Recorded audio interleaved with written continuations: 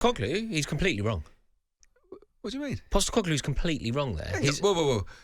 He's a manager of Tottenham Hotspur Football Club. His job is to win games, and he wants to get his side into the fourth if he can. If he can't get fourth, he wants fifth. Oh, absolutely. In terms of his professionalism, I understand what he's suggesting. Yeah. He's saying that he wants to win the game, but what he's also saying is that he doesn't have the chip in his brain to compute why people are saying that you shouldn't want to win. He's saying that it's almost ludicrous. It's this ridiculous clique of people that are saying that you shouldn't want your team to win. Now that is completely inaccurate. The true, absolutely. What I think it demonstrates is that Ange Postecoglou, despite having loads of understanding about the game and getting to the very top of the game, and I admire his drive to get there, it also shows that he has absolutely no understanding of football fan culture in this country. It shows that he has no understanding of what goes on in and away end, up and down the country, week in, week out. Because there is no Tottenham fan that is a Tottenham fan by the true definition of the term that wants to see their team win. Tottenham fans that I know, Tottenham fans that I grew up with, Tottenham fans that go home and away, Tottenham fans that follow them into Europe when they're fortunate enough to be there, they want to lose 10-0. They want to lose 10-0. If Aston Villa don't win against Liverpool, Tottenham is still in with a chance of Champions League football. It's irrelevant. It's not irrelevant. It's completely irrelevant. It's not. It is completely irrelevant. Finishing fourth and handing Arsenal the league is a disaster for Tottenham Hotspur. It would be the worst possible thing they can do. Finishing fourth is completely insignificant. It's incidental. It's irrelevant. It's forgotten. It means nothing. Handing Arsenal the league redefines that club. That's an embarrassing attitude. It's not embarrassing. It's not embarrassing at all. Football fandom, by its very nature, is irrational. By its very nature, is tribal. Hate, people don't like to say it. People don't like to acknowledge it. Yeah. But fans up and down the country sing about hate. I think particularly in the media, people like to try and take a moral high ground. People like to try and suggest, you shouldn't hate, you shouldn't do this, you shouldn't do that. Everybody is not allowed to do what they have done for generations. You're not allowed to sing about hating a particular football team.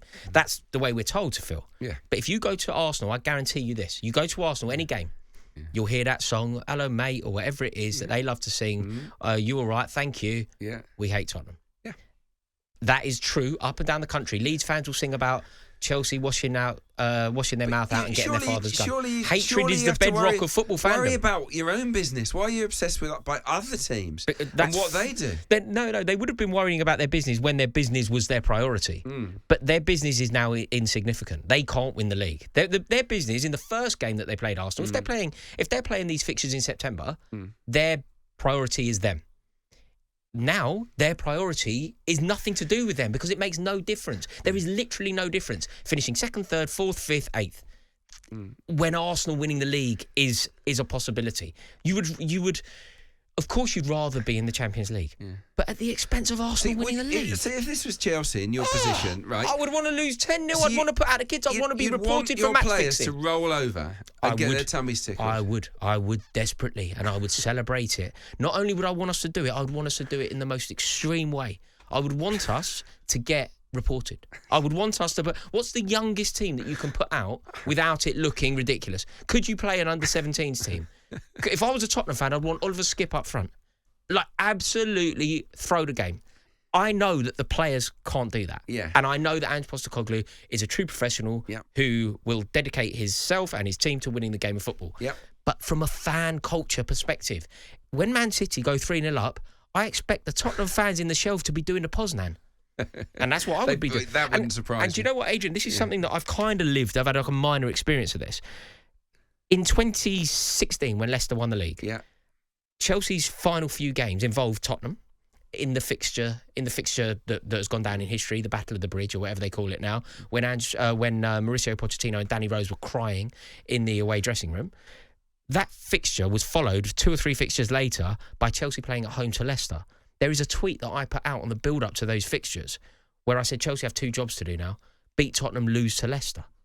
We had to lose to Leicester because at the time it looked like those 3 points was potentially going to win Tottenham the league. So, of course, we give Leicester 3 points to stop Tottenham winning the league. Even if the prize of finishing 4th, what an insignificant prize. Tottenham winning the league for the first time since the 60s. You don't allow that. No. We'll have to agree to disagree on this one. I think we will have to agree that I am correct. What about the game itself? Do you give Tottenham any chance? No. Give us a percentage number. No, I don't give them. Look, let's also be totally honest. Have they here. got a 5% chance? Yeah, of course they do. Of course Have they got do. a 20% chance? Do you know what? Yes, they do. Yes, they do. Because they are 40. idiots. They probably don't have a 40% chance. Somewhere around the 20% mark. Okay. But 20% is high. 20% is a lot. I'll cling on to that. I know. And this is the worry. This is the worry because Tottenham Hotspur, as an institution, they're enough. If there's one club in the country that could do something as idiotic as handing their biggest rivals the league, it would be them, wouldn't it? I tell you what they'll do. Like, this isn't beyond the realms of possibility. Yeah. It falls into their lap that they can qualify for Europe, right? Aston Villa, it all goes wrong. They can do it. Yeah. Do you know what they could do? This is so Tottenham. Yeah. They will beat City, right? Hand Arsenal the league, and then Tottenham, will lose on the final day to not qualify for Europe. That's what they'll do. Because they are that kind of club. They are the only club that give it the big one about being a huge club and whatever. They've won 2 League Cups since 1991. They White Hart Lane and all that. Arsenal have won the league more at White Hart Lane than they have. There is no club, no institution that is more capable of doing the idiotic thing of handing Arsenal the league. Yeah.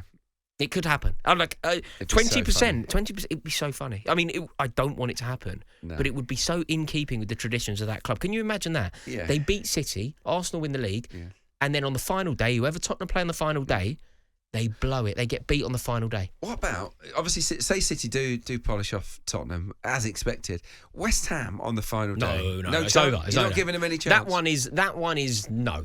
There is a chance that Arsenal win the league, but it all comes down to the Tottenham game. Yeah, the reason I cling to the possibility of maybe a draw is Bowen and Kudus. Because on the counter. Have you seen West Ham's record at home to Man City? It's away to Man City. Yeah, I mean, it's ludicrous. It's awful, but I also watched with my own eyes West Ham come to the Emirates earlier on this season and withstand an absolute barrage. But since then, Chelsea have recently scored 5 past them. What I would say is, whatever you think about the West Ham chances, I think that Man City will beat West Ham. I also think that Arsenal will beat Everton. But if we're doing probability, Everton is a harder proposition on the final day than West Ham. Yeah. So I think Tottenham hold the keys to Arsenal winning the league. It is essential that they launch those keys into the River Thames and don't put them in the starting ignition. Yeah, come on, Spurs. Never thought I'd say it. What about Arsenal if they end up getting 89 points and missing out on the title? How do you define their season? Their season would, in my opinion, I think it's very difficult with the wording here because what I nearly said is success, and it isn't success because the word success has connotations of trophy haul. I think it would be an impressive season. It would ultimately be underwhelming. It would ultimately count for nothing. But Arsenal have been brilliant this season. I'm full of praise for Arsenal. I'm surprised by how well Arsenal have done. I'm surprised by what Mikel Arteta has achieved. And what I would say to an Arsenal fan, whether this is going to sound like any kind of comfort to them, whether they win the league this year or not, the league title is coming if they capitalise. I think if you knock on the door enough, at some point someone answers, as history has taught us. Like when Chelsea won the Champions League, the reason that we won the Champions League in 2012 and people said we were lucky, which we were on the night, but we'd been, in the previous 7 years, we'd been in 5 semi-finals. We knocked on the door, we'd been to a final. Man City, when they eventually won the Champions League, okay, I suppose they deserved it against Inter Milan, but the reason that they beat Inter Milan was because they had the experience of getting to Chelsea. Yeah. And I think that Arsenal, last year they did well. This year they've done even better. Yeah. Next year, I think Arsenal will win the league if they can just keep this team together, keep building, keep improving, and they don't miss their shot. That's the only, the only problem that could happen is Odegaard continues this form and suddenly Real Madrid go, hang on a minute, or Saka continues this. Yeah, I just don't. I get it, but I don't see any of those players leaving. I think they're enjoying it too much. If Saliba continues this form, I think that Saliba. I don't. By the way, I'm not suggesting for 1 second that there's a reason to leave Arsenal. No. You can pay massive wages. You're a club on the up. There's a great harmony. It's all a young team. I just think that if you haven't big, on some metric, that's certainly true at the moment. There is no reason to leave Arsenal assuming that success comes. Yeah.